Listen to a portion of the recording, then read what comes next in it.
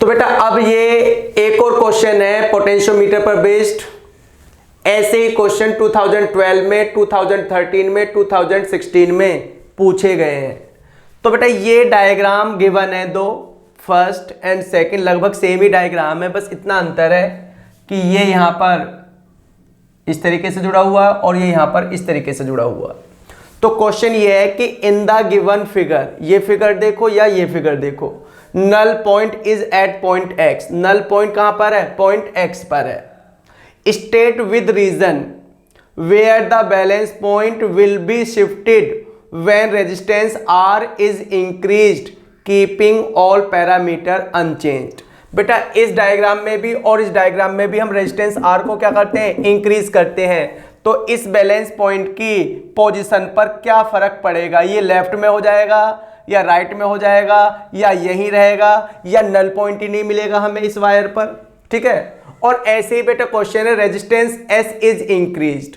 तो यहां पर रेजिस्टेंस एस की पोजीशन में थोड़ा सा अंतर है, तो यहां पर भी रेजिस्टेंस एस को इंक्रीज किया जा रहा है, बाकी पैरामीटर को अनचेंज रखना है, और यहां पर भी रेजिस्टेंस एस को इंक्रीज किया जा रहा है। और तीसरा पॉइंट है बेटा cell P and Q are interchanged. तो बेटा ये जो सेल P और Q है इनकी पोजीशन को हमने क्या कर दिया? इंटरचेंज कर दिया। P वाले की जगह Q वाले को ले जाकर रखा दिया और Q वाले की जगह P वाले को।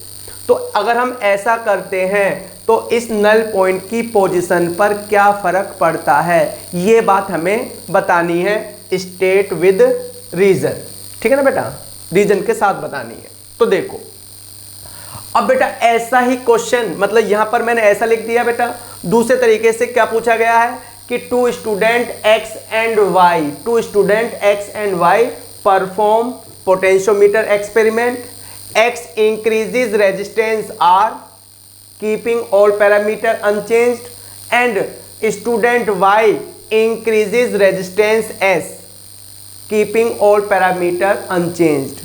How is the position of null point be affected? बात वही है, ऐसे पूछ लो या इस तरीके से पूछ लो, एक ही बात है। तो ये क्वेश्चन बेटा 2012, 2013, 2016 में इस तरीके से पूछे गए हैं। तो देखो अब बेटा मैं बार बार तुमसे एक बात कहता हूं कि ये है प्राइमरी सर्किट और ये है सेकेंडरी सर्किट। ये है प्राइमरी सर्किट और ये है क्या? Secondary circuit. तो अब तक जो बातें तुमने पढ़ी हैं उन बातों को समझ लेते हैं बेटा। तो एक तो तुमने पढ़ रखा है principle of potentiometer. Principle of potentiometer क्या है बेटा? V equal phi L, V equal phi L. तो यहां से L क्या हो जाएगा? L, यहां से L हो जाएगा V अपॉन में फाई। फाई है बेटा पोटेंशियल ग्रेडियंट, ये चीज तुमने पढ़ी हुई है। सेकंड चीज तुमने बेटा, मैंने जो कॉन्सेप्ट वीडियो है, कॉन्सेप्ट वीडियो किसकी? पोटेंशियोमीटर की, तो उसमें तुम्हें पढ़ाया था, एक्सप्लेन किया था, एक क्वेश्चन पूछा था कि express potential gradient in terms of, express potential gradient in terms of resistivity of the potentiometer wire. तो बेटा वो फाई बराबर क्या था? वो फाई बराबर था I रो बाय ए। ये कहां से आया था बेटा? मैं एक बार फिर से तुम्हें जल्दी जल्दी बता देता हूं। तो by Ohm's law V equal क्या होता है? आई आर होता है, V इक्वल आई और R बराबर होता है रो L बाय ए। तो V इक्वल क्या हो गया? आई रो बाय ए इंटू क्या? L। अब प्रिंसिपल ऑफ पोटेंशियोमीटर ये था कि अगर पोटेंशियोमीटर वायर में कांस्टेंट करंट फ्लो होता है, वायर का कंपोजिशन क्या है? यूनिफॉर्म है, उसका क्रॉस सेक्शनल एरिया भी सेम रहता है, यूनिफॉर्म है, तो then V directly proportional to L। और ये टर्म क्या रहता है? कांस्टेंट रहता है। इसी कांस्टेंट टर्म को हम क्या बोलते हैं बेटा? Potential gradient. तो यहाँ से फाई बराबर क्या हो गया? यहाँ से फाई बराबर हो गया I रो बाय ए।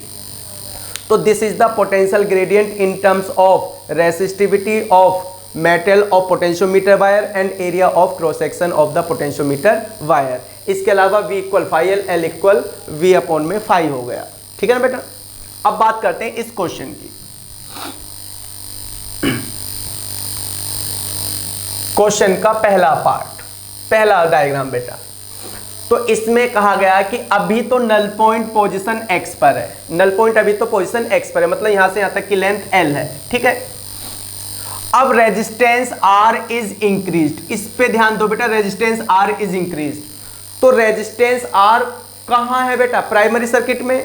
तो अगर इस सर्किट का रेजिस्टेंस बढ़ेगा बेटा, इफ रेजिस्टेंस इज इंक्रीज्ड, अगर हम इस सर्किट का रेजिस्टेंस बढ़ाएंगे प्राइमरी सर्किट का, तो बेटा इस वायर में करंट कहां से आ रहा है? इस वायर में करंट आ रहा है इस प्राइमरी सर्किट से, इस सेल से। तो इस तरीके से करंट फ्लो होता है बेटा पोटेंशियोमीटर वायर में। तो अगर हम, इससे पहले भी तुमने क्वेश्चन किए, अगर ये रेजिस्टेंस बढ़ जाएगा तो current in the potentiometer wire क्या हो जाएगा? कम हो जाएगा। पता है ना ये बात? रेजिस्टेंस बढ़ेगा तो करंट क्या हो जाएगा? कम हो जाएगा। अब अगर बेटा यहां से देखो, अगर ये करंट कम हो जाएगा, अगर करंट कम हो जाएगा तो पोटेंशियल ग्रेडियंट भी तो कम हो जाएगा इस वाले रिलेशन से। और अगर पोटेंशियल ग्रेडियंट, इस वाले एक्सप्रेशन से देखो, अगर पोटेंशियल ग्रेडियंट कम हो जाएगा तो बैलेंसिंग लेंथ क्या हो जाएगी बेटा? इंक्रीज हो जाएगी, बढ़ जाएगी।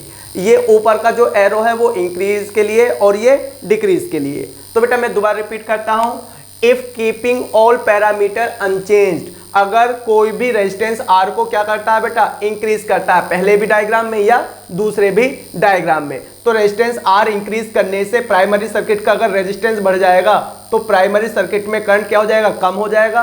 प्राइमरी सर्किट में करंट कम हो जाएगा तो पोटेंशियल ग्रेडियंट भी कम हो जाएगा। और अगर पोटेंशियल ग्रेडियंट कम हो जाएगा तो balancing length, null point length क्या हो जाएगी? इंक्रीज हो जाएगी। तो जो बैलेंसिंग लेंथ बेटा अभी इतनी है वो बढ़ जाएगी, यानी कि बैलेंस पॉइंट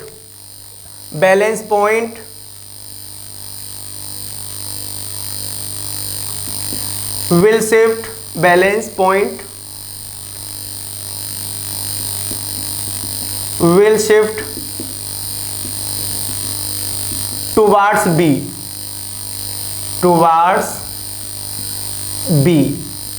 तो टुवार्ड्स B कह दो या अवे फ्रॉम A कह दो या अवे फ्रॉम पॉजिटिव एंड कह दो, जो भी कहना है कह दो बस, ठीक है बेटा, सही कह दो। तो बेटा अगर हमने ऐसा किया तो पहले भी डायग्राम में और दूसरे भी डायग्राम में बेटा सेम ही क्वेश्चन है दोनों के लिए। अगर रेजिस्टेंस, और सॉल्यूशन भी सेम है यहां तक, रेजिस्टेंस R अगर इंक्रीज किया जाता है तो कहानी मैं तुम्हें बता दी, बैलेंसिंग लेंथ बढ़ जाएगी। और बैलेंसिंग लेंथ तब बढ़ेगी बेटा जब ये नल पॉइंट थोड़ा सा इधर की तरफ क्या हो जाएगा? खिसक जाएगा, मतलब शिफ्ट हो जाएगा। तो बेटा towards B, balance point will shift towards B, away from positive and, positive and से क्या हो जाएगा? अवे हो जाएगा, मतलब बैलेंसिंग लेंथ बढ़ जाएगी, पहले वाले डायग्राम में भी और दूसरे वाले डायग्राम में भी। ठीक, अब बात आती है बेटा, अब सिर्फ इस पे फोकस करना है। किस पर? पहले वाले डायग्राम पर। तो दूसरे क्वेश्चन का आंसर, ये पहले क्वेश्चन का आंसर हो गया, अब दूसरे क्वेश्चन का answer. Resistance S is increased, तो बेटा अब हम रेजिस्टेंस S को क्या कर रहे हैं? इंक्रीज कर रहे हैं। बट ये देख लो बेटा, resistance S is in the secondary circuit, ठीक है यहां तक की बात। अब बेटा जब हमसे ये कहा गया शुरू में कि null point is at point X, मतलब अभी X क्या है? नल पॉइंट है। अभी X क्या है? नल पॉइंट है। अब नल पॉइंट कहने का मतलब है कि ये गैल्वेनोमीटर कोई डिफ्लेक्शन नहीं दिखा रहा, तभी जब ये गैल्वेनोमीटर कोई डिफ्लेक्शन नहीं दिखाता तभी तो हम कहते हैं कि ये नल पॉइंट है। अब गैल्वेनोमीटर अगर कोई डिफ्लेक्शन नहीं दिखा रहा है, इसका मतलब ये हुआ कि इस वाली ब्रांच में कोई करंट नहीं है, इस वाली ब्रांच में कोई करंट नहीं है, तभी तो X क्या है? नल पॉइंट है। तभी तो हम कह रहे हैं गैल्वेनोमीटर कोई क्या नहीं दिखा रहा? डिफ्लेक्शन नहीं दिखा रहा। तो बेटा अब जिस ब्रांच में कोई करंट फ्लो नहीं होता, जिस ब्रांच में कोई करंट क्या नहीं होता? फ्लो नहीं होता, उसमें लगा हुआ रेजिस्टेंस इनइफेक्टिव होता है। पहले भी तुमने पढ़ रखा है बेटा, क्या होता है? इनइफेक्टिव। इसका मतलब यह है कि उस रेजिस्टेंस को हम इंक्रीज करें, डिक्रीज करें, हटा दें, लगा दें, इससे नल पॉइंट की पोजीशन पर कोई फर्क नहीं पड़ेगा। मैं दोबारा रिपीट कर रहा हूं बेटा, इसमें कहा गया कि ये X नल पॉइंट है। अगर X नल पॉइंट है तो गैल्वेनोमीटर शोज नो डिफ्लेक्शन, तभी तो वो नल पॉइंट है, तभी तो हम कहते हैं ये नल पॉइंट है जब गैल्वेनोमीटर कोई डिफ्लेक्शन शो नहीं करता। अब गैल्वेनोमीटर डिफ्लेक्शन शो नहीं करता, इसका मतलब इस वाले ब्रांच में कोई करंट नहीं है, यानी कि इस रेजिस्टेंस S में कोई करंट ही नहीं है अब इस पोजीशन पर।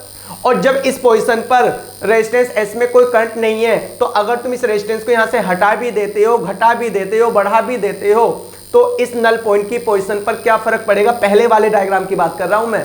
तो कोई फर्क नहीं पड़ेगा। तो अगर रेजिस्टेंस एस इज इंक्रीज तो balance point will not affected, balance point will not change. तो बेटा balance point will not affected या इसकी पोजीशन पर कोई फर्क नहीं पड़ेगा इस डायग्राम में, पहले वाले डायग्राम में। अब इसी पार्ट को बेटा हम यहां पे सॉल्व करते हैं, किसके लिए, सेकंड वाले पार्ट के लिए। तो देखो बेटा ये सेकेंडरी सर्किट है, मैं 1000 बार तुमसे कह चुका हूं कि ये क्या है, सेकेंडरी सर्किट है, ठीक है ना। तो देखो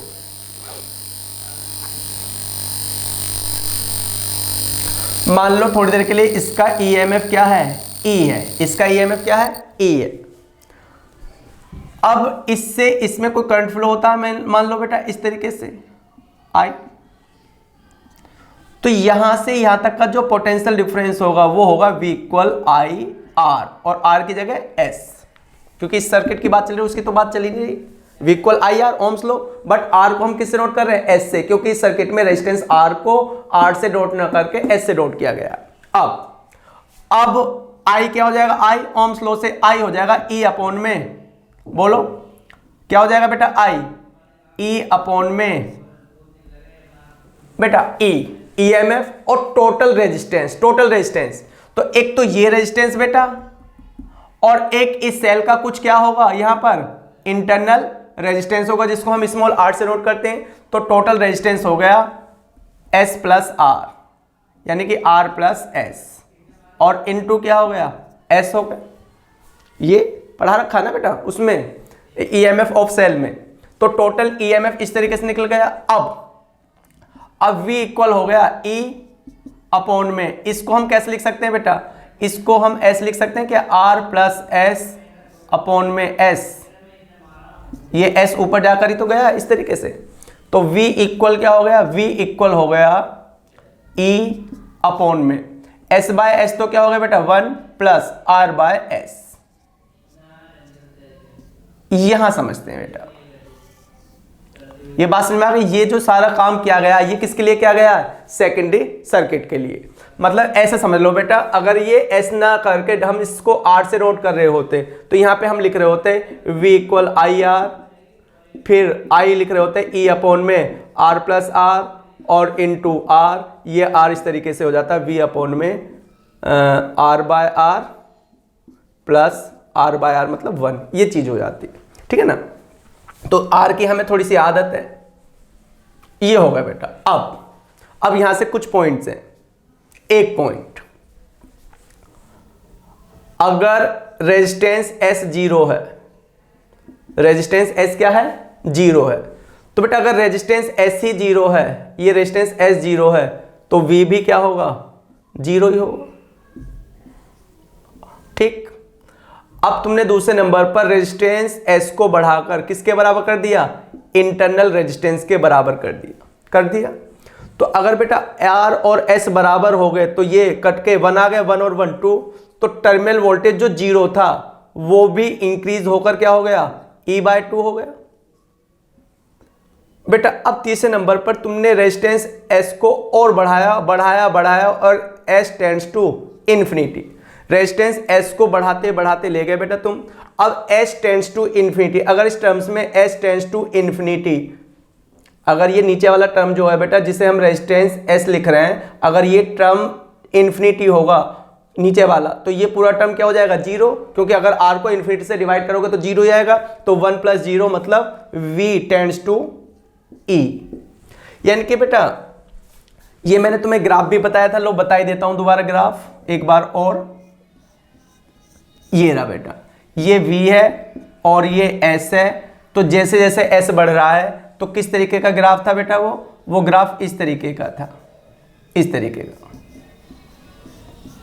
ठीक। और ये जो लाइन जा रही है ये सीधी लाइन, ये इसको टच नहीं करता है, बट ऐसा लगता है कि जैसे इन्फिनिटी पे जाकर क्या कर जाएगा, टच कर जाएगा। तो ये क्या है, E है।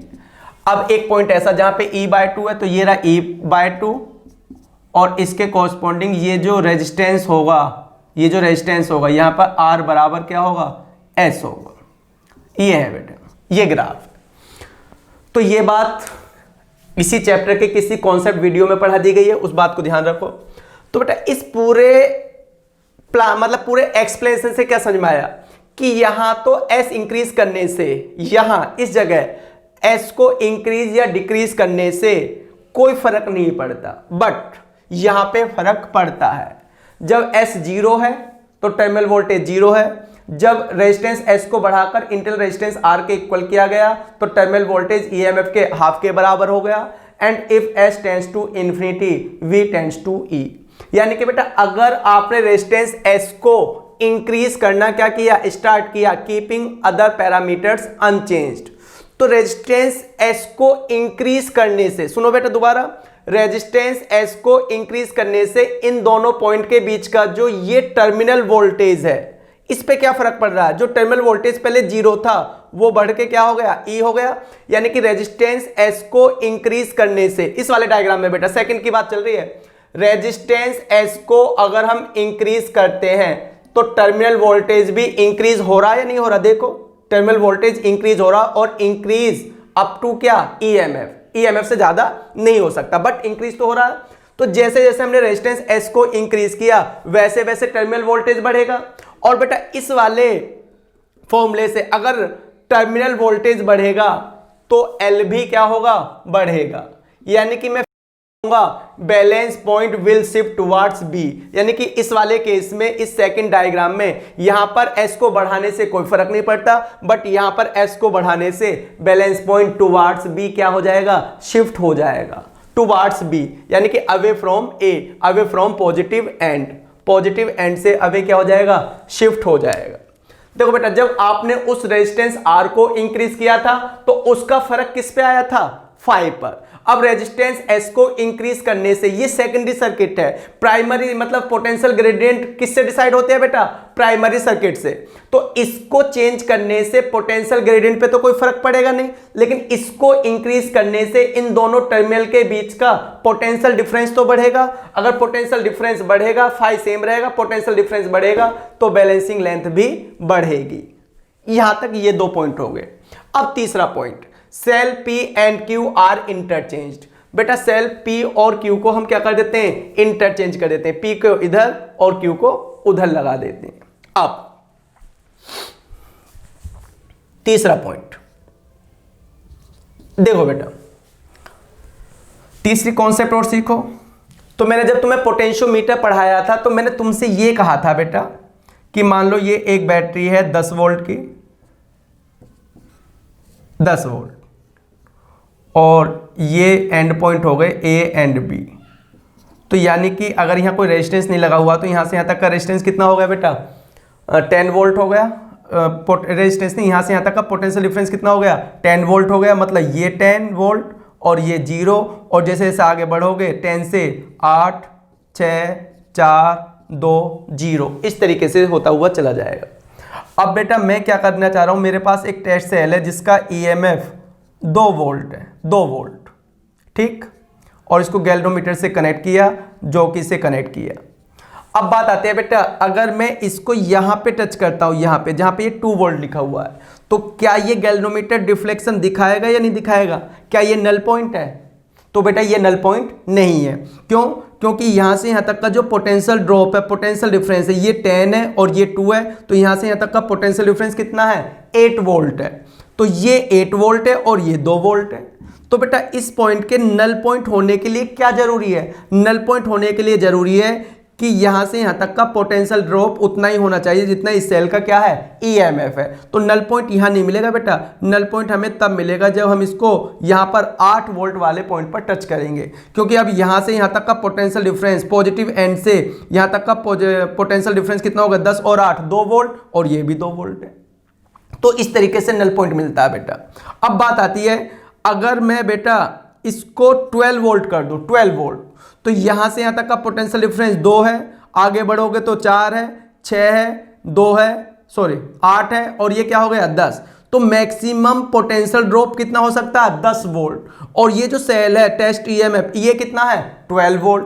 तो क्या इस 12 वोल्ट के लिए यहां पे कोई नल पॉइंट मिलेगा? नहीं मिलेगा। तो नल पॉइंट मिलने की कंडीशन क्या है? नल पॉइंट मिलने की कंडीशन ये है कि टेस्ट सेल का ईएमएफ ड्राइवर सेल के पोटेंशियोमीटर सर्किट में जो सेल लगा होता है उसके ईएमएफ से क्या होना चाहिए? कम होना चाहिए। जब तक ये कम है, किससे कम है? 10 या 10 से कम है, तब तक आपको यहां पर यहां पर यहां पर यहां पर यहां पर यहां पर कहीं ना कहीं क्या मिल जाएगा? नल पॉइंट मिल जाएगा। लेकिन अगर ये टेस्ट सेल का ईएमएफ ड्राइवर सेल के ईएमएफ से क्या है? प्राइमरी सर्किट में लगे हुए ड्राइवर सेल से या ऑक्सिलरी सेल्स के ईएमएफ से क्या है बेटा? ज्यादा है, तो आपको नल पॉइंट नहीं मिलेगा। तो अब इस बात को यहां पर समझते हैं बेटा। P अभी यहां है, Q यहां है, P यहां है, Q यहां है, ठीक है। और अभी हमसे कहा गया कि null point is at point X, यानी कि जब P यहां है, Q यहां है और तुम्हें वायर AB पर नल पॉइंट मिल रहा है, तो अंडरस्टूड है कि सेल P का जो ईएमएफ है EP EQ से क्या है? ज्यादा है।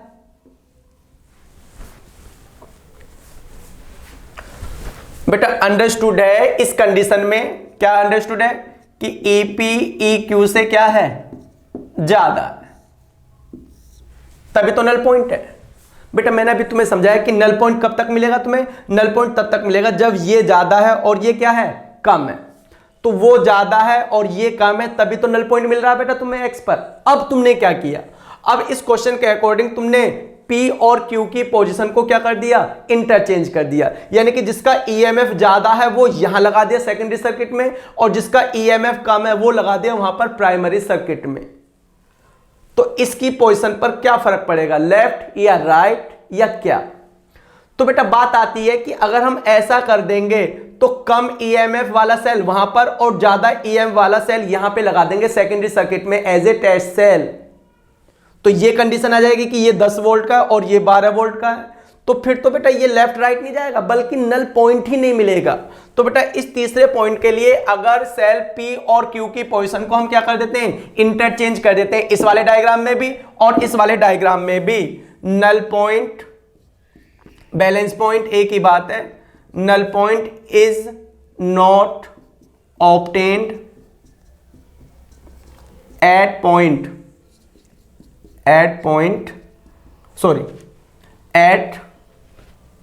null point is not obtained on wire AB।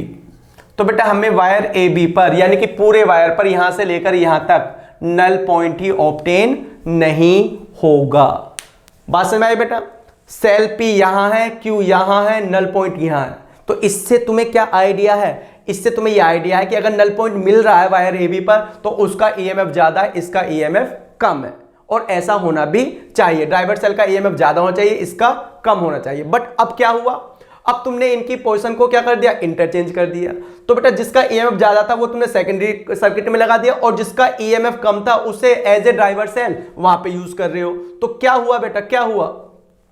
तो अब तो तुम्हें नल पॉइंट मिलेगा ही नहीं, क्योंकि सेकेंडरी सेल वाला ईएमएफ ज्यादा हो गया टेस्ट सेल, और वहां वाला सेल क्या हो गया? ईएमएफ कम हो गया। तो बेटा इस तरीके से ये क्वेश्चन सॉल्व करके बेटा तुम्हें पोटेंशियोमीटर के न्यूमेरिकल समझ में भी आ गए होंगे, और पोटेंशियोमीटर की कुछ कॉन्सेप्ट क्या हुई होगी बेटा? क्लियर भी हुई होगी। ठीक है ना? तो बेटा नेक्स्ट क्लास में, नेक्स्ट वीडियो में हम फिर से मिलेंगे कुछ और कॉन्सेप्ट के साथ। तब तक के लिए जय हिंद, जय भारत।